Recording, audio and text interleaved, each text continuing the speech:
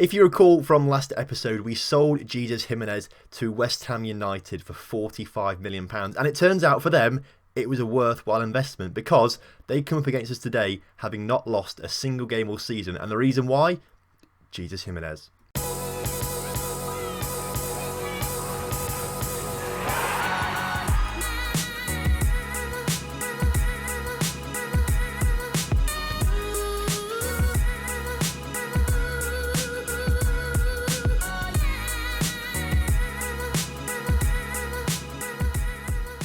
Hello and welcome back to the Lincoln Loco. Today we have got two games for you, West Ham United at home and then Olympiacos at home in the Champions League. We've played a couple of games since you were last here and actually we also have a 100% unbeaten record, as do West Ham and as do Man United. So let's have a look at what's happened. Since you were last here, after we beat Crystal Palace 5-1, we played Liverpool in the Premier League. Now Liverpool obviously a very decent side last season, very good, but this year they've fallen by the wayside a bit.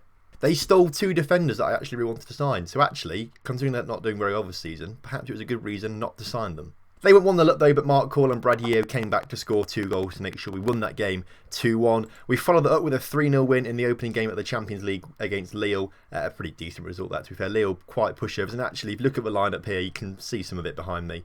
Some of it's a bit hidden, but we had a relatively rotated lineup actually, and we still managed to win comfortably 3-0. So it kind of shows how easy that game was. Burnley was next in the Premier League and we managed to win that 1-3-1. Went 3-0 up through Lacasic, Morala and Hammer time before they got one back. And then last time out we went into extra time but managed to beat Bournemouth in the Carabao Cup third round after a Warren Jones goal for Bournemouth was cancelled out by Brad Yeo. Then Morala and Bachok scored in extra time to make sure we won that 3-1.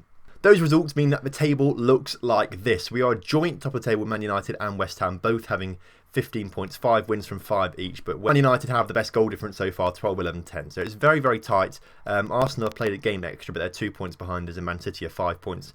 And talking about Liverpool as well, they're down in 15th right now. But perhaps even more shocking, Chelsea down in 19th with only 1 win from 5 games. So they narrowly avoided relegation last season. They will have relegation this year. Liverpool, if they have to recover, basically. They have to recover. They're doing poor. A little bit of news for you then. That Belgian chap, the left back, the star man on the left-hand side of the defence, out for a long time with damaged cruciate ligaments after he got injured in the last game of season last season. He's only about 2 months now back from full fitness. He's in his rehab phase now, so probably in the new year expect to see him start playing games again, which would be lovely.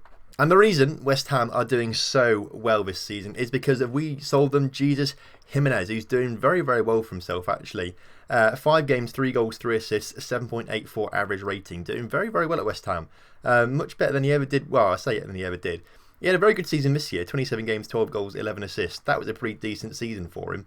But that was probably the only decent season that he had, I've got to say. Apart from that first one where he played 8 games, scored 6 goals. He was pretty decent then, but never really broke into the first team. We had too many good strikers, I think. And speaking of strikers, it looks like the student has become the master, as the coaches reckon Mark Call is better than Hammer Time now. And actually, if you look at this attribute, hexagon, pentagon, octagon, decathlon, I don't know what it is. We look at this shape even, we can see that Mark Call actually is better in a lot of areas now than Hammer Time. Hammer Time's still slightly better technically and attacking wise, and perhaps a little bit of speed, but Mark Call slightly better. If we look at attributes, and they're both specifically advanced forwards, we can start to see that in some of these key areas, Mark Call is getting much better, to be fair. Mark Call not quite as good technically as Hammer Time. Hammer Time still has the edge in these key technical areas, apart from passing, but that's not too important for a striker. But it's not until we look at like the mentals and physicals that we start to see Mark Call start to just edge out ahead of Hammer Time now. But I still don't, looking at these stats, I don't think there's much between them. I think the star system is slightly wonky. But at the same time, if you look at this, 17k per week rotation, £115,000 per week key player. I mean, how we've still got him on that contract is incredible. We have to give him a new one actually before the end of the season because he runs out this year, but we've somehow got on the cheap for a long time. Right then, this is the formation we're going to play against West Ham today. Moving back to the attacking midfielder for this game, just because West Ham are doing well this season. They're a decent side, so I just want to give the midfield a little bit more support with having Rafael Augustino just ahead of them. So, the lineup is not Barish Ozil in goal. He was in goal for the last game against Bournemouth in the Cup. Sesa comes back in goal with a backline of Bachok, Zouk, Kaufman and Hernandez. Jalapeno and Mertens start in the middle as Oriol picks up an injury. He doesn't say what it is, though. He's returning immediately, basically. He's been out since last episode, basically. I think the game after you were here, he got injured And international break, got injured in international break, and he's been out since then. So it's been a long time. He'll be back maybe for the Olympiacos game, but Jalapeno and Mertens start in the middle instead. Morala, Lukasic and Rafael Augustino in the middle, with Hall starting up front, leading the line for us today. Right, kick-off is upon us then. Lincoln City starting off against West Ham today. A huge game, probably the first real test we're going to have this season. We thought Liverpool would be a test, but looking at how poor they've been, it wasn't really much of a test. There he is. He is starting. Oh, Jesus. He is starting. So we'll keep an eye on him. Hopefully our defenders will know how to deal with him, because they will have trained with him for years and years and years. So I imagine they'll know how to deal with him, and he'll be quiet all game. As the first highlight happens, Mertens puts a free kick into the air, and it goes all the way through to Rafael Augustino, who puts it back in the middle, and Kaufmann, from point-blank range, somehow puts it over the bar. That was a wasted opportunity there, but he's trying to redeem himself now by putting a good ball through to Lukasic. Hasn't quite worked out for him, though, as West Ham trying to come forward down this right-hand side through Torres now. Jimenez has been put forward on the ball. We know how dangerous he can be, and he's already got an assist this game. That is not what we wanted at all, especially from Jimenez. When I sold him for 45 million, I was laughing. I was laughing all the way to the bank, thinking there's no way he's going to come back and haunt us. Well, it's happened, hasn't it? West Ham trying to come forward again, actually. Torres wants to get on the ball, but his ball not the best, and Zouk can play it forward. Morala now on the ball, plays it forward towards Mark Hall, into Rafael August. This is why I don't normally now start an attacking midfielder. This is why I decided to move to a two-striker system, because usually my strikers would finish that, whereas this guy clearly doesn't. Maybe he can redeem himself again, though, on this attack, although I say our attack. We've just given the ball away. Now Jimenez can't quite win it ahead of Zouk, and now we've got a chance to just regroup a little bit. Just hold on, calm down a little bit. Let's not race up there too quickly. Let's get the men with us as well. There's no point. We've won a penalty. Mark Hall is going to take this penalty then. Let's see us get ourselves on the score sheet. Mark Hall steps up, and he's going to miss. Brilliant. Well done. I mean, I really need to give it to someone else, don't I? Really need to give it to someone else. He's actually meant to be like really good at penalties, but I just need to give it to someone else.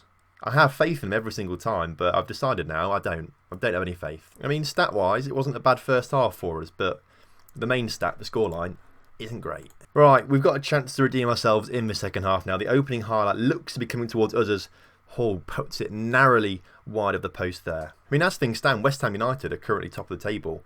And quite frankly, I think even in real life, it's more unlikely to see West Ham top of the Premier League table than it is Lincoln City, really. That's we scored a goal. Wasn't even looking. We scored a goal. Jordi Mertens has scored it. I don't know what happened. I just thought the highlight was going to end or something like that. I didn't really care. But well done, Mertens. You've got us back in the game. I was trying to get something clever to say about West Ham being rubbish, but I couldn't, and then I wasn't looking, and then we scored. Another chance for us now through Hernandez, who puts it forward to Rafael Augustino. Hall plays it down to Lukasic, but he couldn't quite control it there. But we've got another chance to come forward. Hernandez through to Lukasic. Lukasic into the area. Mark Hall over the bar. Come on. All right, Mark Hall has been woeful today. Really, really poor. After I bigged him up saying he's now the best striker at the club, he's not showing it. All right, Giuseppe Sesa with the ball then. Got a chance to show some distribution. I got a bit worried then when he didn't really do much and the player was bearing down on him. He gave the ball away there under pressure, which is a bit annoying, but Morala wins it back now. Rafael Augustino plays a little nice ball through to Hammer Time, who sneaks past the defence. Oh, that was agonisingly close there.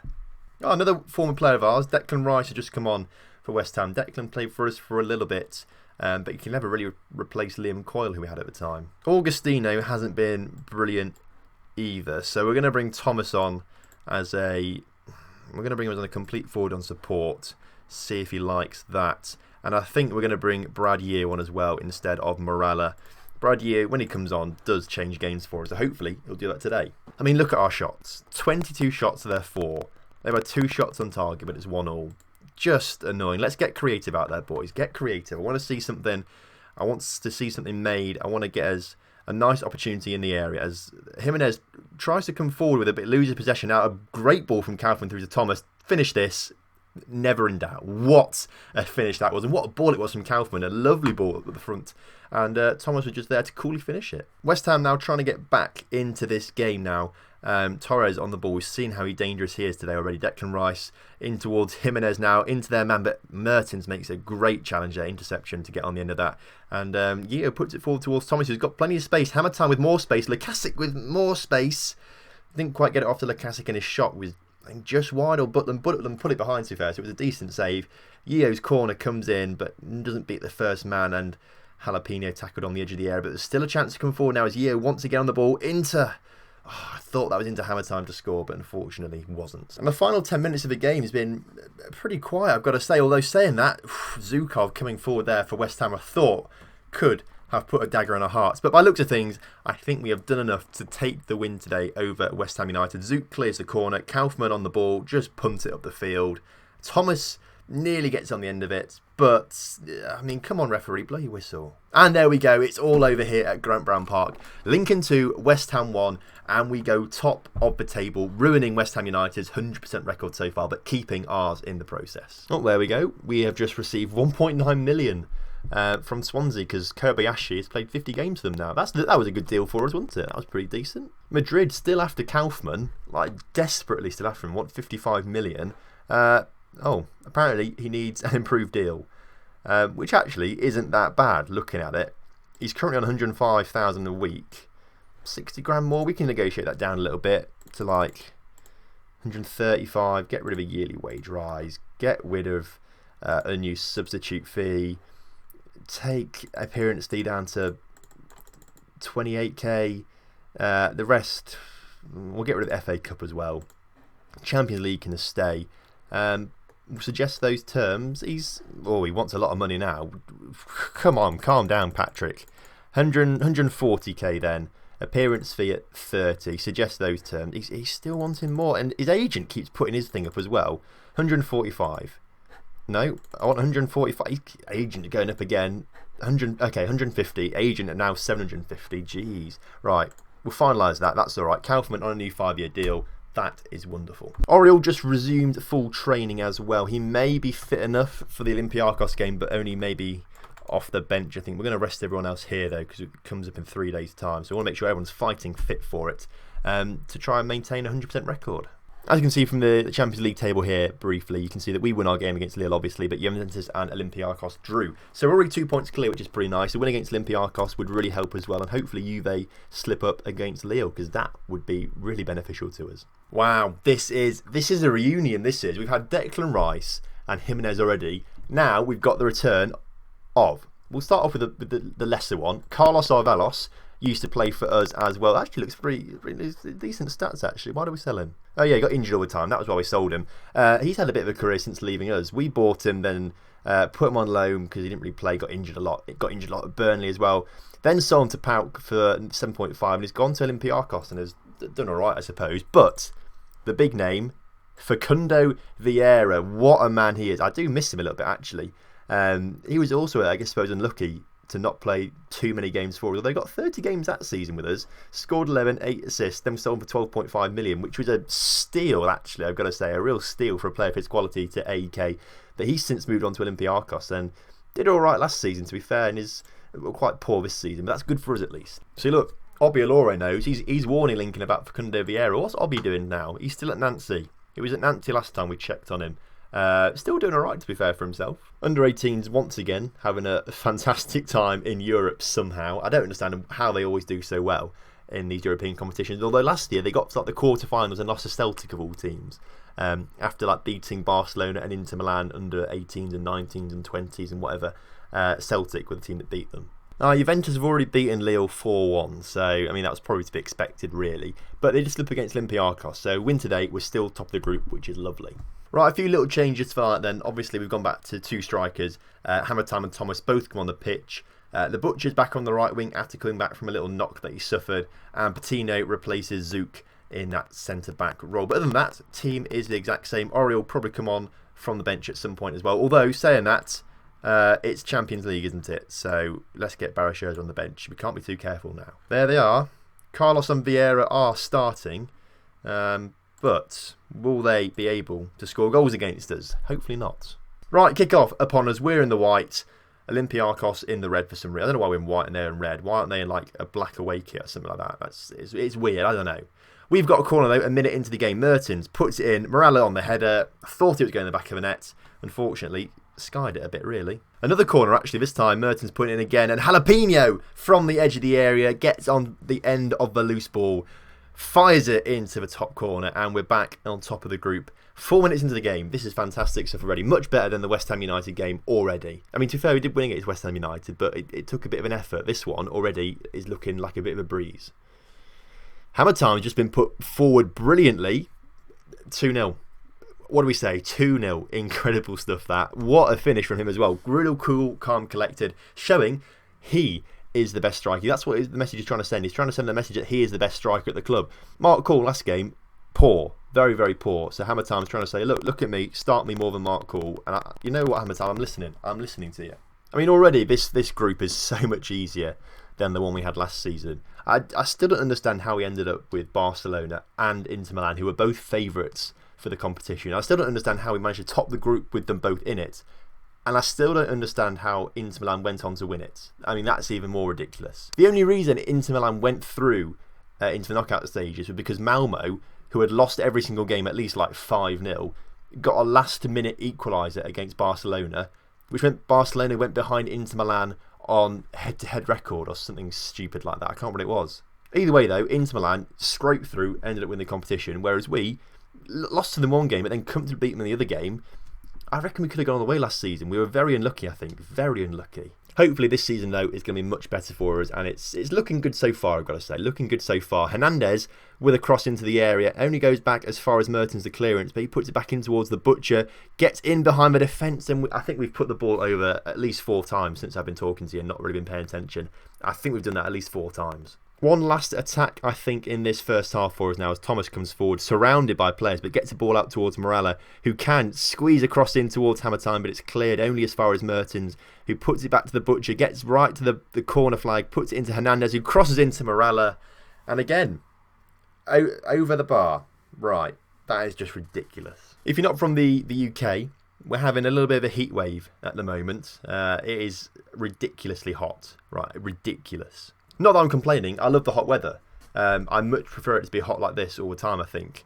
At the same time, though, as I'm recording, I've got to have the window shut, otherwise it's noisy outside, and I've got to turn the fan off.